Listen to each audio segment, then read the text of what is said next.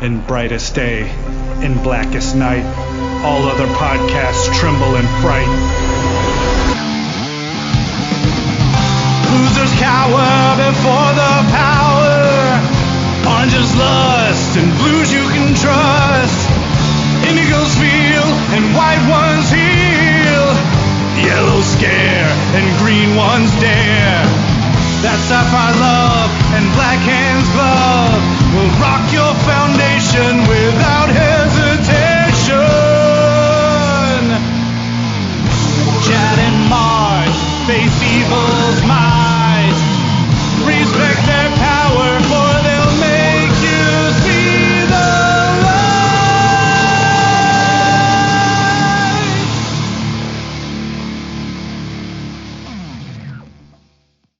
Hi, everybody. I'm Chad Vogelman.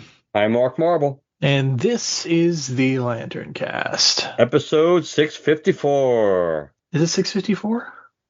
Better be. Last one was 653. I am spacing out on the numbers, man. It all bleeds together at some point.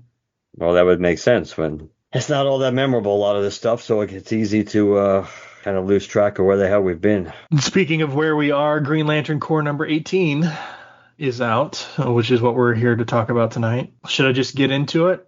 Yes, I reckon so. All right, so our story titled Don't Look Any Further is written by Morgan Hampton with artists Fernando Pasarin, Juan Jose Rip, Will Conrad, Ig Guara, Auclair Albert, and Jason Paz.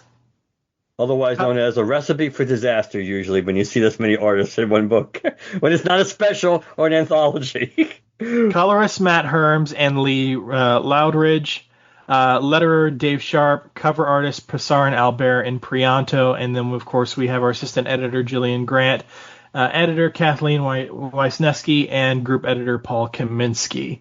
We open up basically where we left off. We're inside the Citadel. Guy has just said, "Hey, bam, here are all the entities." He gets into an argument with Jessica, or rather Jessica gets into an argument with him, because she's saying, we need the emotional entities. That's an order. I'm not hoarding them. And he's saying, I'm not hoarding them. I'm protecting them.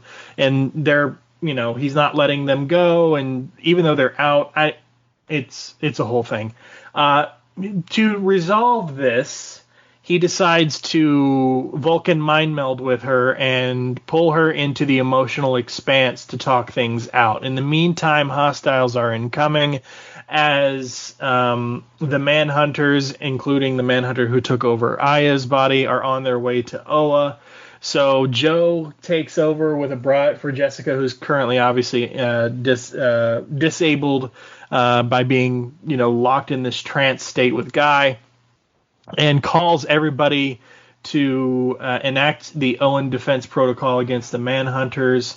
So all the lanterns of Oa, all the different colors, fly up to the atmosphere. Meanwhile, in the emotional expanse, Guy starts explaining things to Jessica, and I'm just gonna end this part real quick because I don't want to keep jumping back and forth. They talk a bit about how it's a learning moment and a learning opportunity for Jessica to understand that the entities are not here to serve them. They were never that. They're their own beings, and they have their own purpose and their own needs and so on and so forth. And they're not just tools to be used.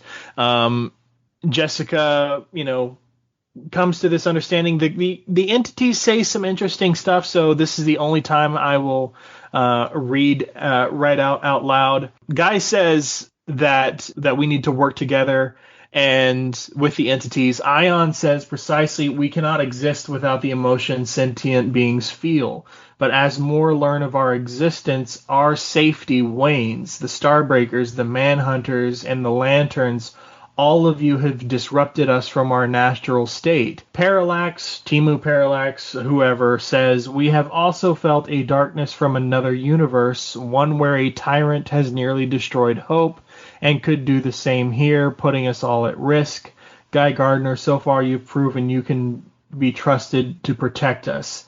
The Butcher says, You want our collective power. We want assurances and access to deep concentrations of emotion so we can feed in safety. And then Jessica gets pulled from this expanse into the fray of what's going on outside of the emotional expanse with the attack on Oa, while Guy is still locked in. Meanwhile, while all of this is going on, the Lanterns, all of them, meet the Manhunters in space to say, to confront them. The Manhunters clump together like nanobots and form a massive gauntlet to form a blast and blast through the line and through the shield, which gets Aya Prime, or whatever the hell we're calling her, into the Citadel. Aya, the actual Aya, energy duplicate Aya, is trying to figure out how to defend everything. And she figures she can, hey, you made a fatal mistake. You may have stolen my first body, but we're on Oa where I was made, and the entire planet is my body. And she comes up with a bunch of energy constructs to actually physically take on this Aya Prime or whatever. Then Kilowog makes an anime reference to Joe. Apparently they're super close. And they basically form what are these called? A Voltron type character. When the Power Rangers linked up for the Megazord, there's an indigo right arm, there's a red left arm, there's an orange shield, and so on and so forth, while they take on the Manhunters, who then also form a giant Manhunter Aya with their nanobot style bodies, I guess. And this is where we get caught up to the whole Jessica situation. She gets yanked back into the fray as the Aya energy constructs are taking on Aya Prime, and Aya Prime is making short work of them. She threatens to kill Jessica unless they surrender the entities inside of Guy, and that is where the story ends, because next month the explosive conclusion will control beat connection, and that's it. Very odd little borderline tagline there. Mm-hmm. I mean, we know where they're going with it, but it doesn't roll off the tongue or have a great impact. I think this issue was a step back from what we've gotten over the last few issues. This was disappointing to a large extent. The stuff with Guy and Jessica was pretty good, other than, again, some of the internal monologue with Jessica doesn't seem to make a lot of sense. She barely interacted with the Guardians, I think, let alone be in the position of what does she say, that I was judging them or whatever. Yeah, I used to judge the Guardians, but now I almost get it now. I don't know. I can understand where they're going with this with her, is that she's putting so much pressure on herself to do this job. Again, kind of like the stuff we've seen with Hal in the past too, and the idea that just because you don't have to do things alone, that even though she's technically the core leader, it doesn't mean that she has to function on her own and be isolated. And that's part of what Jessica, which is kind of perfect, perfect for her personality type. Being isolated is what she's used to, so it makes sense that she would kind of gravitate towards that. Don't give a rat's ass about the Aya robots. And en masse, they look even stupider. It was a bad move. They could have accomplished what they wanted without making all of them look like Aya. Real convenient that because Jessica's unavailable now, just gives Joe something to do. Joe, the most experienced Green Lantern. Last time I looked, John's still there, right? Should be. John's still there, Kilowog's still there, but yet, hell, even Sinestro's still there. But yet, Captain Mary Sue has to take charge. The only good thing about it is it kind of literally blows up in your face a couple of times. But, man, they've taken this character of Joe, who I did actually used to like back in the day in Far Sector, and I just actively dislike her every time I see her now. It's the stuff with the entities was interesting. Obviously, sadly, we know the stuff Parallax was saying is referring to absolute crisis that's coming. Because we all need another crisis involving Darkseid. But we know have that. Have they named it? I mean, I know we facetiously named it, but have they officially named it that now? I think they have. Okay. I think that term was actually dropped somewhere, that it's going to be absolute crisis. And if not, it should be confirmed by SDCC. But yeah, and the artwork is hit or miss. Mm-hmm. The Pasaran stuff is good. And I think it's because we have so many goddamn artists in this book that it's hard to know really who's drawing everything. Like I'm assuming it may not be Pasarin on the last page, but that art is pretty good too. Other than Guy, Guy looks horrible. But some of the stuff like in the Expanse it doesn't look good at all. It's not horrible. We've seen worse art, which again, as I know, is a bad. It's a negative positive thing to say. But it just you don't need this. Well, obviously they do because they're having issues meeting. I would assume meeting deadlines. But Mhm. when I say they don't need, it's like it's in no one's best interest to have this many artists on one regular monthly book because it just ruins any continuity and flow.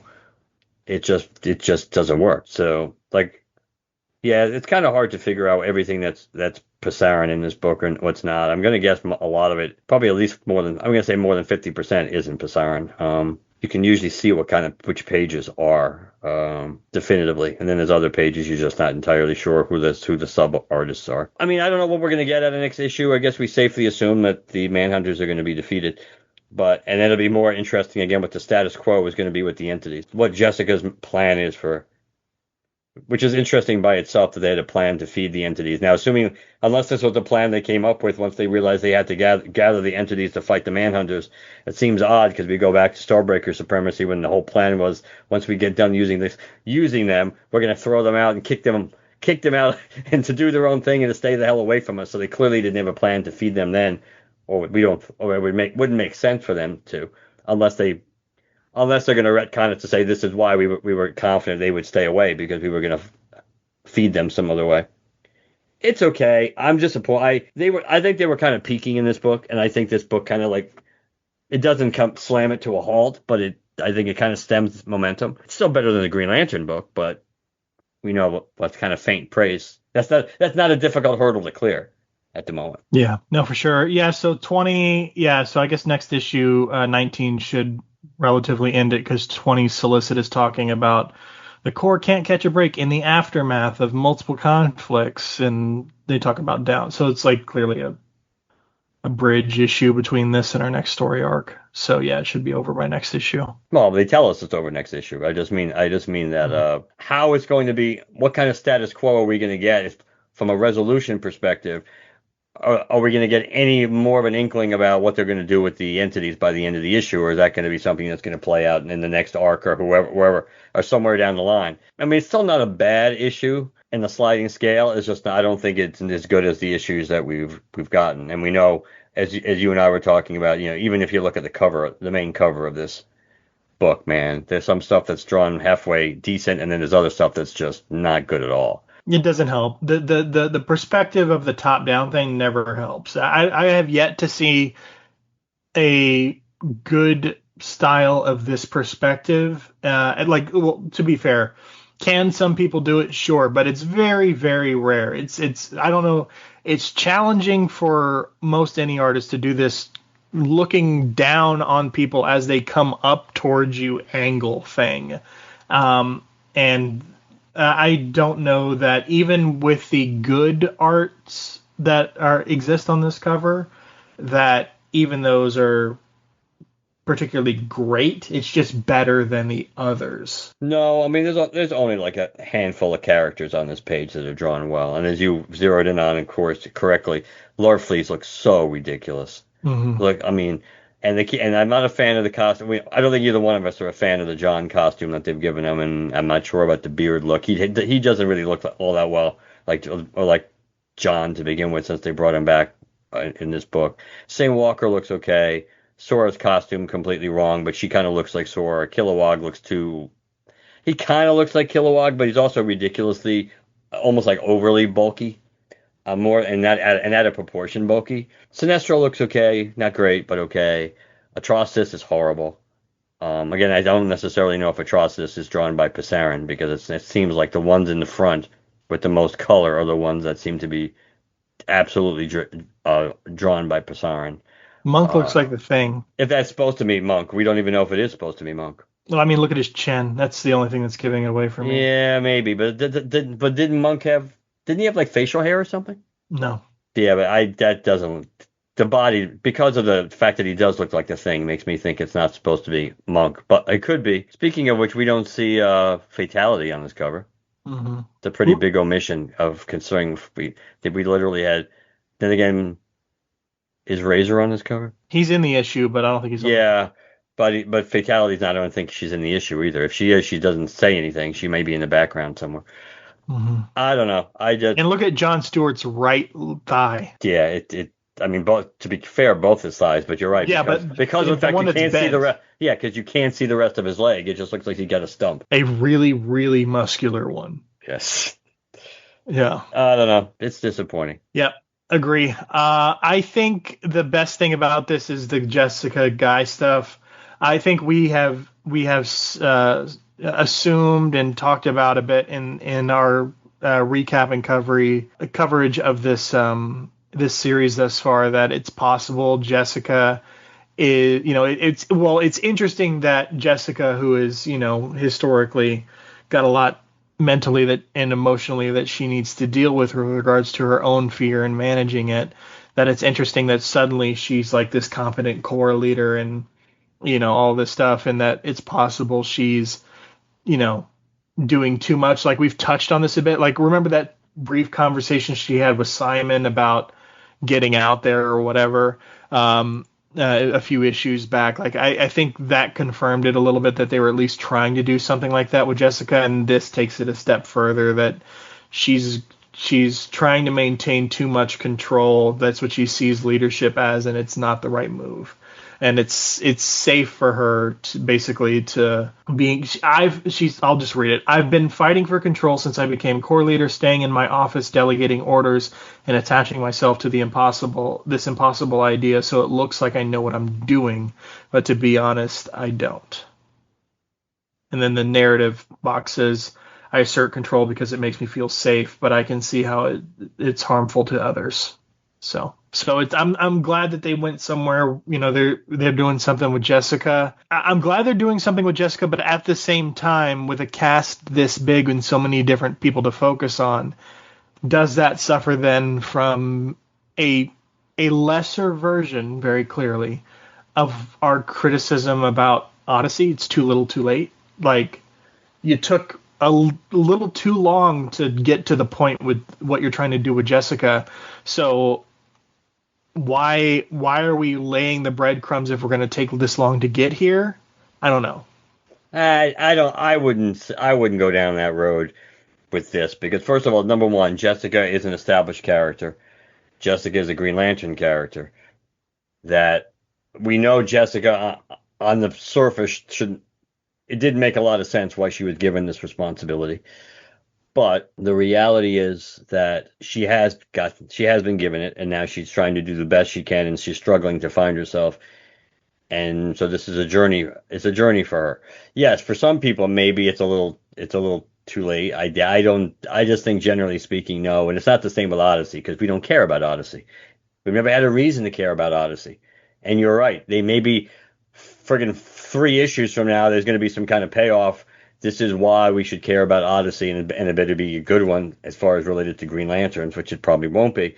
But at that point, yes, it will probably be too late because we don't even know why she's hijacking the main Green Lantern book. So I don't. I know where you're going with it. I think it's pretty. I think it's pretty straightforward compared to the two that with the Jessica stuff also. I mean, they're trying to balance out. They have so many characters in this book, and they're trying to balance it out. I mean, that's why the switch between characters is so jarring. I mean, we went from dealing with Sora and John, and then we've dealt with Fatality and all this stuff, and now we switched, and we're not. And John's there, but we're not dealing with John, and Sora is there, but we're not dealing with Sora. So the hop, skip, and jumping all around, and I think that's part of the issue too. I would suppose. Yeah. No, I agree. We definitely need more consistent artists. I understand that this is a very large cast book, especially with all the background characters, but I don't know. Maybe two people of similar styles, one drawing our main character cast in the front, in the foreground, and anytime you need a group shot, have somebody do fillers in the background. That might be the best way to do it. Basically, like almost like somebody doing, layouts or something like that. I don't know. It just there's way too many eggs in this basket on this particular issue in terms of art because I was like the first 2 pages in the Citadel when Guy and Jessica are confronting each other. I'm okay with that. Then we switch to this other art style with Aya, and then the Manhunters on approach. Not the best. Popping up in the Emotional Expanse, very colorful, very artistic. Especially Jessica looks pretty great in these 2 pages before they go into this whirlpool. I'm not going to go page by page, but this particular page with the Aya bots forming this this hand or whatever, this very thinly inked style here. I don't like this. Whatever this style is throughout this issue, whoever's responsible for this one, not a fan of this one. At the various places it pops up in the issue. So like there are things I like there, but there's more I don't, unfortunately.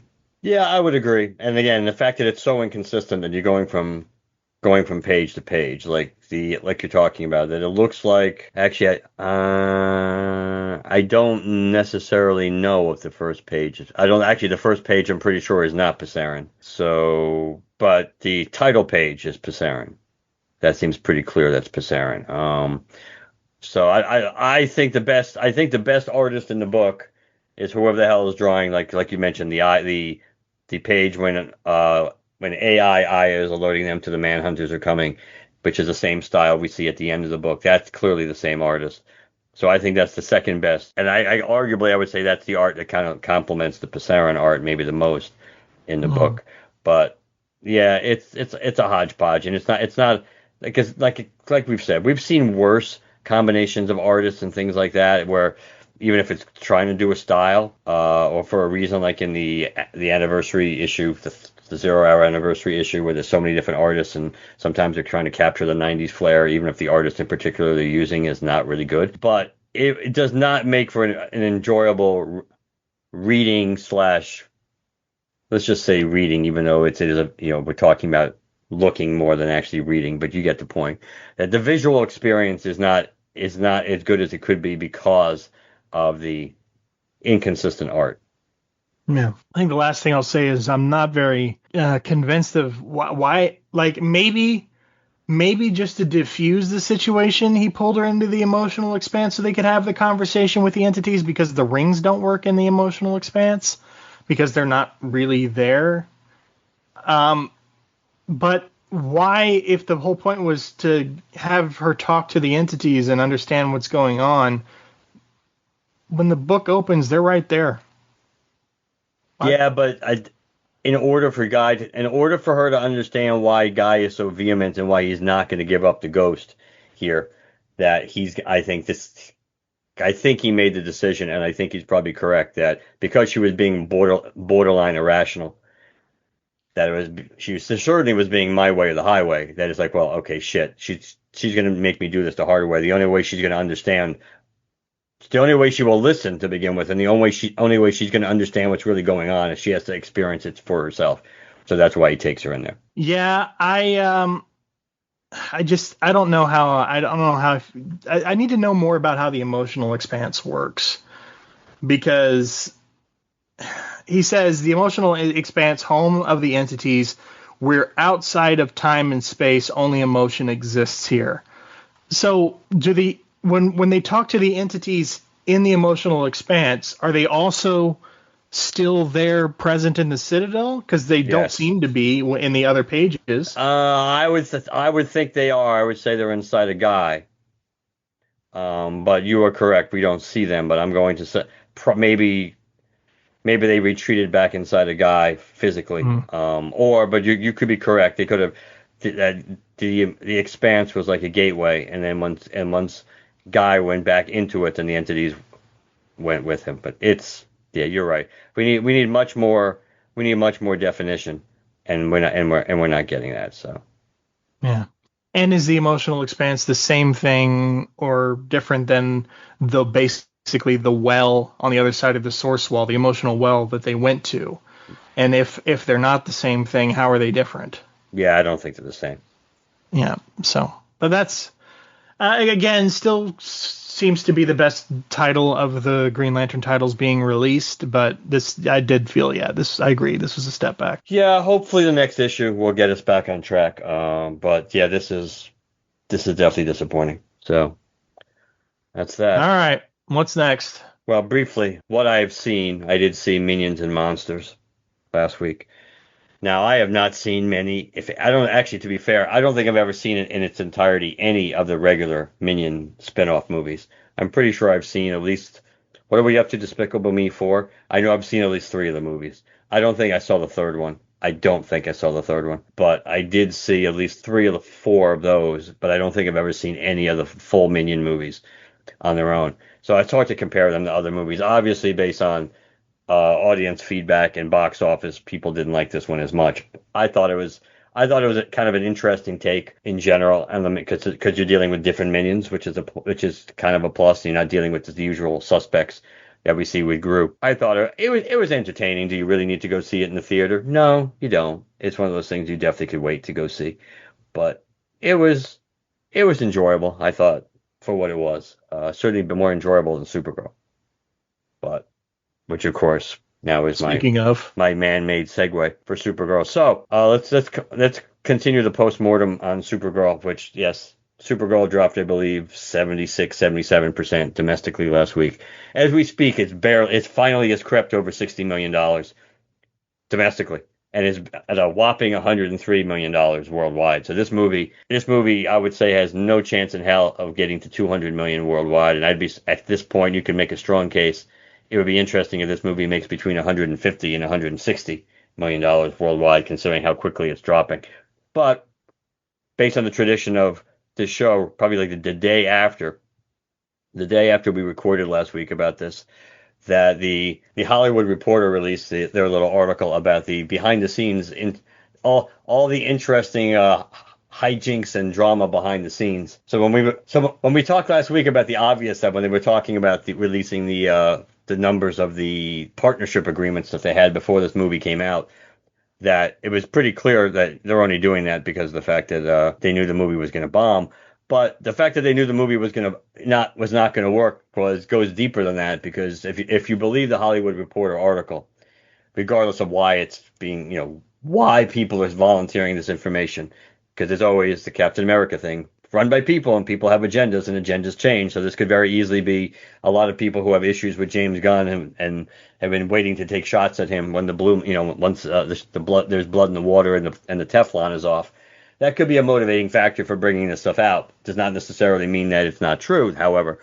But if you were to believe the gist of this article, then as early as the fall of last year, Craig Gillespie knew this movie. The director knew this movie was not working, and he was essentially looking for some guidance to try to how to fix this movie. And the DC Studios solution to this, the James Gunn solution to this, was essentially put a bunch of people of James Gunn's own people on this, including like one of his editors and his sound people, and putting them on this and do some more shooting, but to make a new cut of this movie, which again, by all reports, the director's cut and the DC Studios cut was not dramatically different. So we're not talking night or day on this. But neither one of these movies tested well. I think the original version tested as bad as the Batgirl movie that they shelved in that range, like the 60s out of 100, which is horrible, and the same range as Shazam, Fury of the Gods.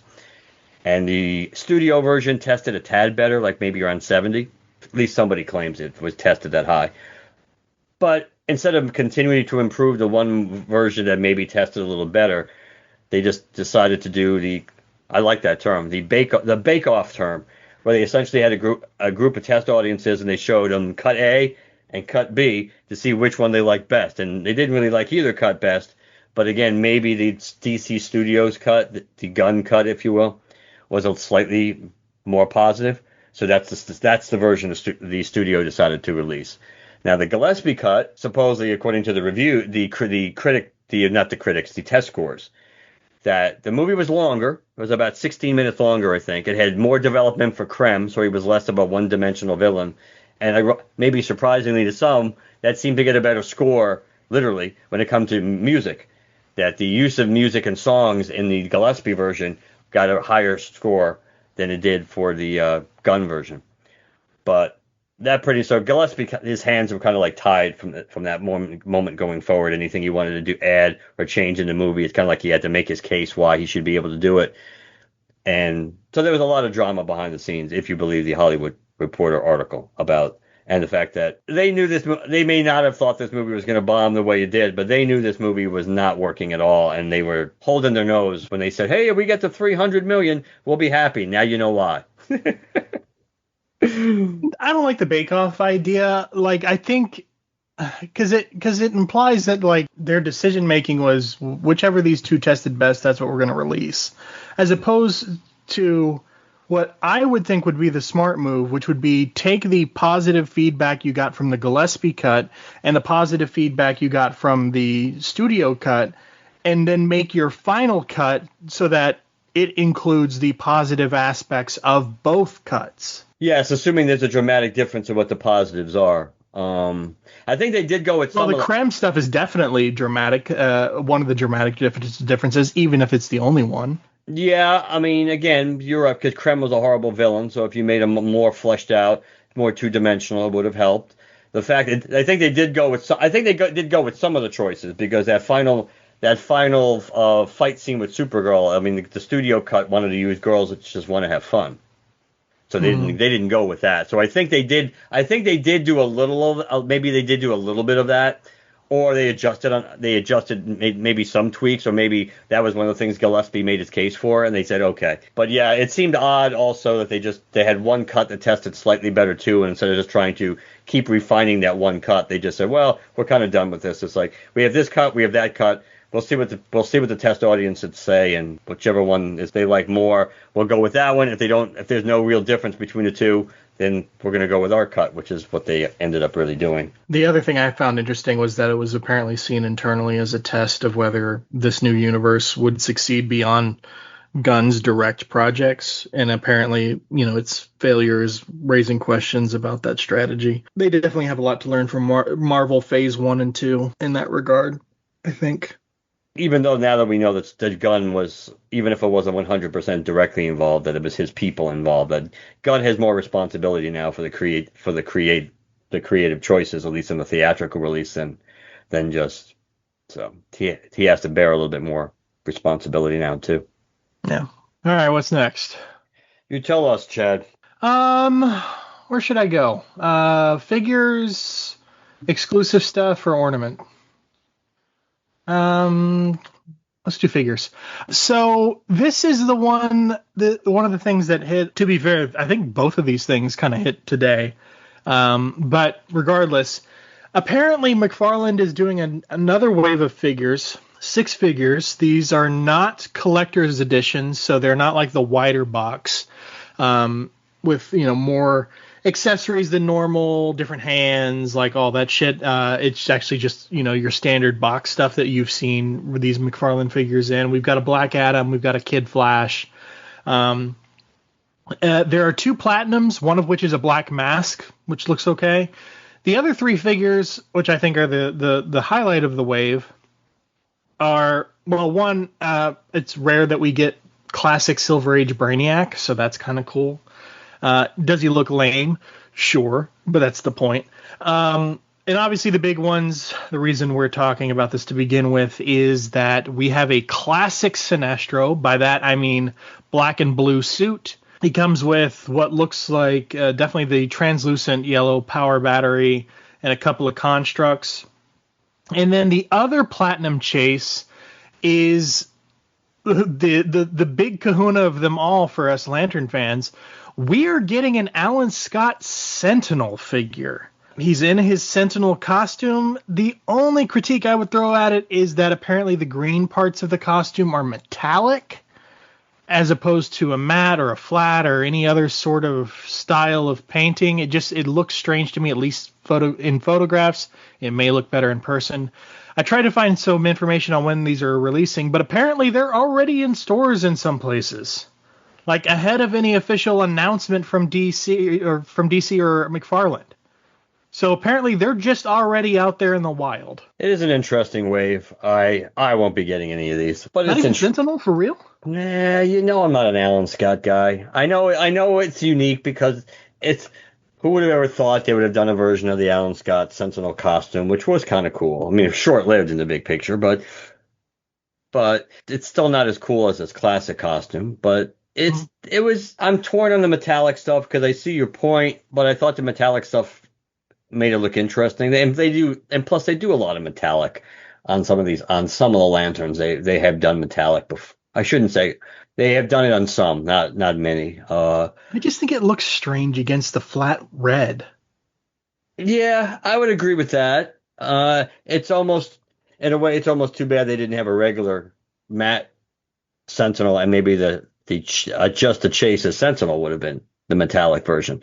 That, I mean, if I bump, that's one of those things where, yeah, if I happen to stumble into it in person, would I consider getting it? Yes. But I'm trying to be a little pickier on stuff that I get. And just like I'm not a big fan of the regular Sinestro costume. It was fine back in the day. Once we got Sinestro Corps, Sinestro, it's like that's the costume right there. Maybe again, the Parallax Sinestro, that's fine. But I don't need regular Sinestro. Plus I have the Yellow Lantern Sinestro McFarlane. I definitely don't need another Sinestro period like that. But I can understand. I mean, I think that will be a fairly popular too. But it was a pretty good wave though, considering. Yeah, no, for sure. And like, do I actually want a Silver Age Brainiac in my collection? No, but I think it's cool that one exists. Oh yeah, I would agree. Yeah, for sure. And I like that it comes with that classic Action Comics issue. I think that's Brainiac's first appearance, actually. It's hard to tell, but I'm pretty sure that's Brainiac's first appearance. Yeah, I kind of agree with you on Sinestro. Sinestro, like, I'm getting Sentinel, but Sinestro is one that I'm going to have to, like, case by case see, because that version of Sinestro is so classic. I prefer classic renditions of Sinestro fully in that outfit as opposed to just... So you want the big head? Yes. So I don't know if you've seen it at Walmart, the Super Friends Sinestro figure where he's in that costume. Yes, I can't. I moved beyond that so much now, or I should say, maybe because DC has moved beyond that so much. To me, when I see that now, I just kind of like shake my head. It's like it's just. Well, I mean, see, to me, the Super Friends Sinestro with the big head and the cartoonish eyebrows and all that stuff, but in the classic suit. To me, that's like having a Silver Age Brainiac. It's just it's my Silver Age Sinestro figure. It would just be a slice of history come to life in figure form that I would use for display. It's not anything that I would be like, oh, that's a beautiful figure. To me, I look at it and it represents the Silver Age as much as looking at a Silver Age issue does that for me. No, I can definitely see that. I can definitely see that. But to me, I guess Sentinel would be one I would consider. If there was one I was going to consider, it would definitely be Sentinel. Yeah, for sure. I can't believe it. Just like the DCCollectors.com website is just like they're talking about, how it's just that it's wild that they're just in stores before any official announcement. Which I agree. Normally we would just be like, we would see pre-orders go up or a wave or Entertainment Earth would say somebody would say something, but these just went like, and they're out. So yeah, that's kind of interesting. The other thing I wanted to mention, news came out about this today, that there will be Lanterns merch over at SDCC. It is unclear precisely what is and isn't available on the DC shop versus what will be available over in the actual convention itself. I got a couple of quotes here from the DC.com blog about this. There's lots of stuff in this blog entry, but relevant to the Lantern stuff. Fans will also find official merchandise inspired by Lanterns, including the Oath bomber jacket and collector's power ring sizes 9 through 12, as well as apparel tied to DC Studios' upcoming film Clayface. We have an image of the ring and it looks pretty good. It's okay-ish. It's just a very cheap version. It looks like of the real thing in the film. There are no images of the bomber jacket, though I would imagine maybe that's the photograph that we get of this keychain that we're supposed to get. That the keychain is attached to, but it's so zoomed in.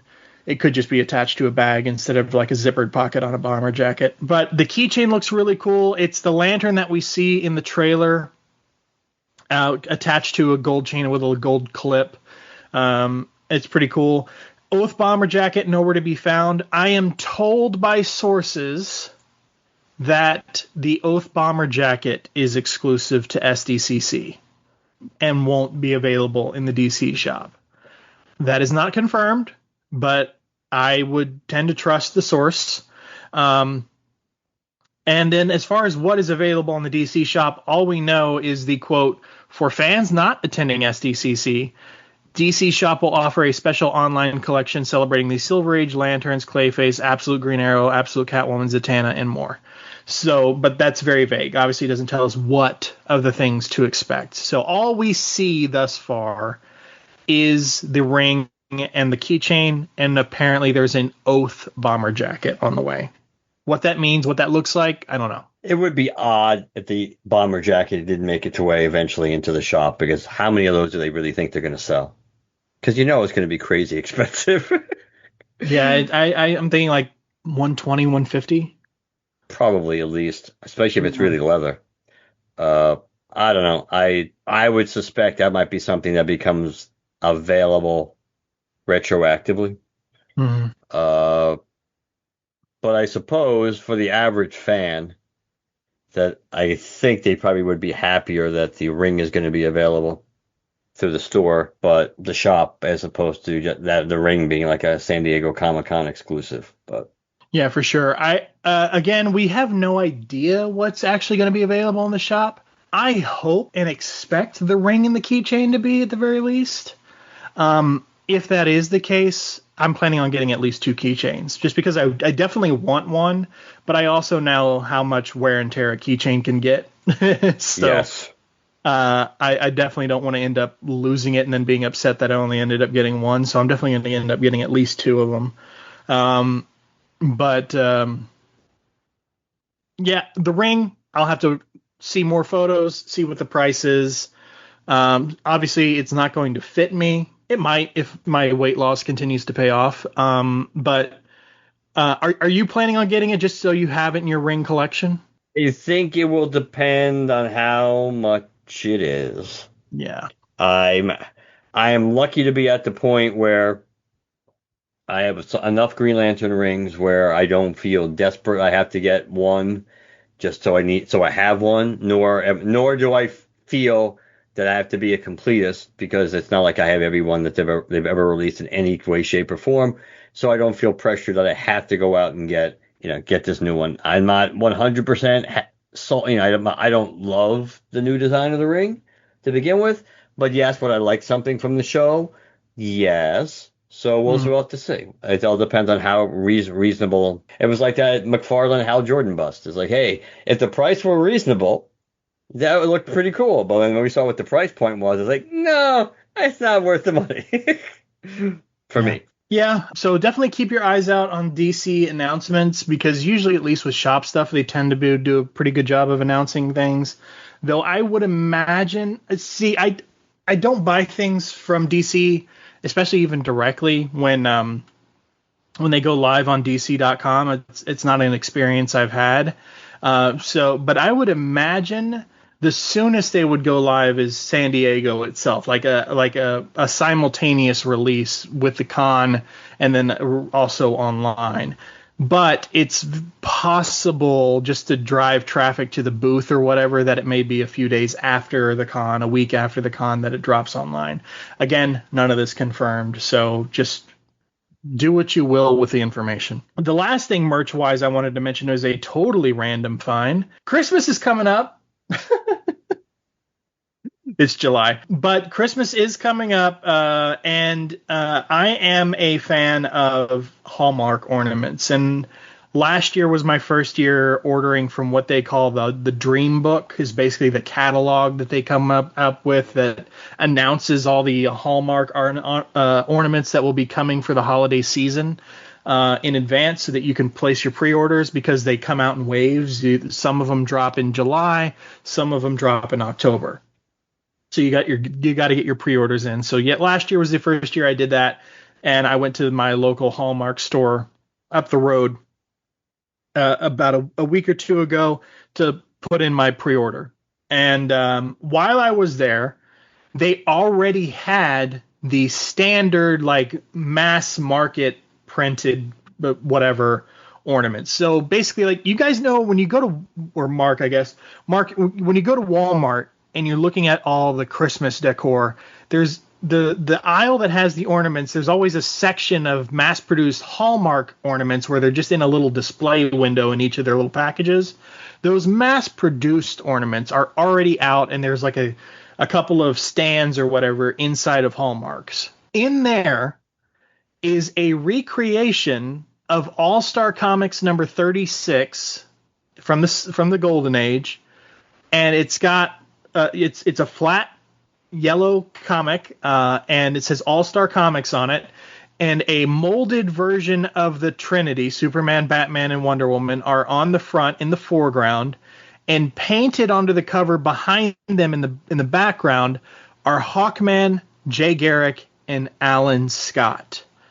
So is this a massive deal? Maybe. The reason I say that is because when I went to my Hallmark in the middle of nowhere in Kyle, Texas, there was only one left. I stumbled upon this by accident. All the others were extremely stocked up. Now, is this a new thing? I didn't see and or hear about it last year, to my knowledge, to my memory. But when I Googled it, some of the results were telling me articles or posts that came out months and months and months ago. And so that means like Christmas time. So I think this is something that came out last year and may have been exclusive to like Walmart or somewhere, but is now more widely available through like Hallmark stores and other places that can sell these things. The reason I say this is because I'm a Pokemon fan. And last year when I went to Walmart to just pick up some Christmas decor, one of the Hallmark ornaments, because some of them will have like a Walmart exclusive little tag on the box. The Arcanine Pokemon ornament was a Walmart exclusive Hallmark ornament last year. On the same shelf when I went to my Hallmark store this past weekend or the weekend before that, next to the All-Star Comics one, was the same Arcanine ornament from last year, but without the Walmart exclusive tag. So I'm thinking this might have been exclusive to Walmart or somewhere else last year, which is probably why we didn't know about it, and maybe why it could have sold out, just because it was exclusive to a certain place. And now it's more widely printed, available elsewhere. But it's All-Star Comics number 36, which is actually, it's a blue background, and there's also, we're missing was that Hourman, I think, from the original cover. The original cover is art by Erwin Hasen. So if you're a fan of classic comics, you have Erwin Hasen artwork on a Hallmark ornament. It's more widely available, so like it's not going to be one of the ones where like you go into the Hallmark store and you see the wall of ornaments where you can look at them hanging up, or the ones that make sound you can click a button to test them, and they come in their own enclosed box where there's no window to see at the actual ornament. It's not one of those. This is the more widely printed ones. But the fact that I went to my store at the end of June and there was only one left, I don't know. There may be some underground people already talking about this. Not like this is a huge secret and, get it while supplies last. But there may be already some talk about this among the community. So if you're interested in just having anything Green Lantern on your tree when it's made by somebody that's making Christmas ornaments, there actually is a Green Lantern offering this year. And it's Alan Scott, of all people. Yeah, that's an interesting choice. You could have made the case they could have given us a Lanterns TV show ornament. Yes. Probably that would probably be next year the way they tend to do things, but it would not have been. It would have been cool and topical and timely if they had done that. But I don't know. No, there's some good DC stuff this year. There's a Supergirl, there's a Crypto. They're also doing like I think two different Batman, like 66 Batman TV series, Adam West Batman ornaments. There's one of Batman and Robin at the Bat computer. It has lights and sound and everything. And then there's another, and I think this is new. I'm pretty sure this is new. One where like you're basically in the library where Bruce slides down the banister. And then there's like the Shakespeare bust and the red phone on the nightstand, and then below that is like obviously the fire pole rather is the bottom of the fire pole where him and Robin are dressed up in their outfits and the back computer is off to the side. Like that's one of the big ones, like with motion and sound and all that shit. So there's not too big of a DC spread this year.